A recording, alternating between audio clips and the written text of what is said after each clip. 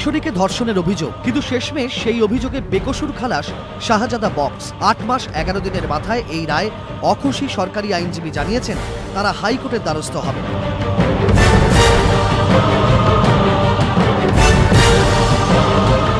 যিনি আসামিকে খালাস দিয়েছেন, আমরা প্রসিকিউশন থেকে এই রায়তে সন্তুষ্ট নয় এবং আমরা এই রায়ের বিরুদ্ধে হাইকোর্টে যাব। অভিযোগকারিনী কিশোরীর দাবি, ভয় পেয়েই আদালতে সাক্ষী দিতে এসে বয়ান বদল করেছিল সে। हाईकोर्ट में फिर से हम केस बढ़ाएंगे। आज हमको आग दिखा रहा, डरा रहा, इसलिए हम डर से बोल नहीं पाए। শাহজাদার পরিবার ও আইনজীবীরা অবশ্য এই রায়ে খুশি। আমরা রায়ে খুবই খুশি, কারণ কেসটা তো 376-এর মামলা ছিল, এর বিরুদ্ধে মিথ্যা করে মামলা করানো হয়েছিল।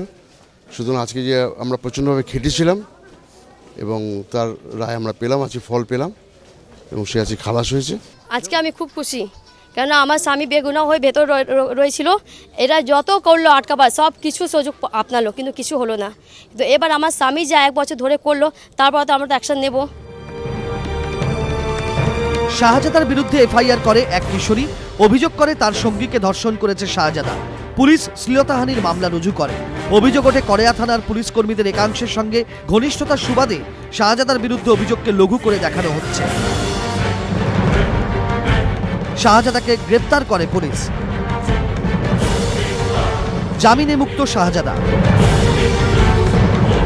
অভিযোগকারী কিশোরীর মা তৎকালীন ডেপুটি কমিশনারকে চিঠি দিয়ে আরও একবার অভিযোগ জানান। সেখানে তিনি ধর্ষণের উল্লেখ করেন। সেই অভিযোগের ভিত্তিতে পরবর্তী সময় এই মামলায় 376 ধারায় ধর্ষণের অভিযোগ দায়ের হয়।